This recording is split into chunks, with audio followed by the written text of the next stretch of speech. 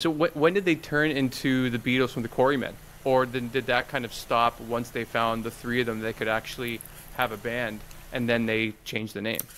Well, no, because by the time they got into 1959, everybody else had left by then, and there was just John, Paul and George, and nobody wanted to hire a group with just three guitars.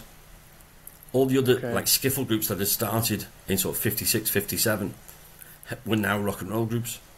They've sort of gone the other way with a big group and got down to just the three of them, and nobody wanted to book them, so they stopped playing. And George joined another group called the Les Stewart Quartet, and they were playing up at a club called Lowlands up in West Derby. And Pete Best's mum suddenly has this idea to turn the basement of their house into a rock and roll club, as you do. She was an incredible woman. Mona Best, what a woman. So she decided she's going to open up this coffee bar rock and roll club in her basement. So she books the Les Stewart Quartet with George on guitar to be the resident group. 2 weeks before the club's due to open, there's a big argument in the band. Guitarist Ken Brown quits, so George quits with Ken. Goes to see Mona Best and says, look, we've had this big argument, but the two of us will play. And she says, well, thanks lads, but I need more than just two guitars. If you can get some more musicians, that's fine. And George says, well, I used to be in this group with two friends of mine. George then goes, gets in touch with John and Paul, and he reforms the Quarrymen to open this new Casbah coffee club. So it's one of those timings where the Quarrymen, John, Paul and George, hadn't played together for about 4 or 5 months. But because of this little twist of fate yet again, they get back together. And then they open the Casbah Club, play there for a few weeks. And then when they get into the beginning of 1960, they think, well, we've got to be a rock and roll band.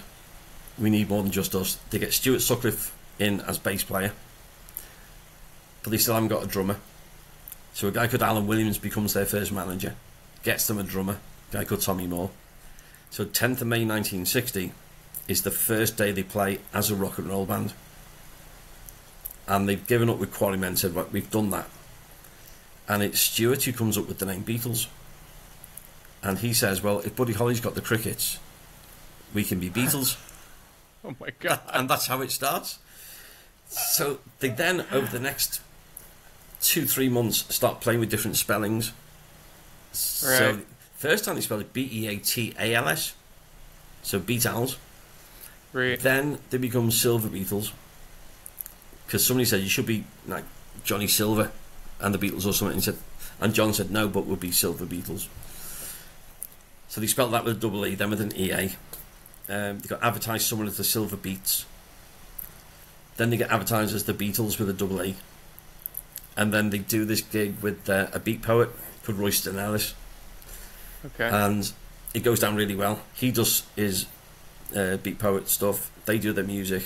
And afterwards he says, this worked really well. Why don't you come down to London?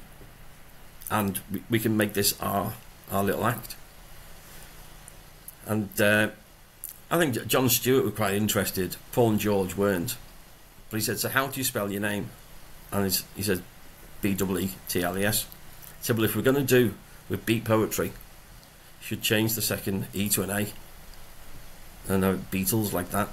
And John thought, yeah, I think that works. Just the Beatles. And that was June 1960. And that was it. And it stuck. They were the Beatles. That's great. I like that there's a reason for it. Yeah.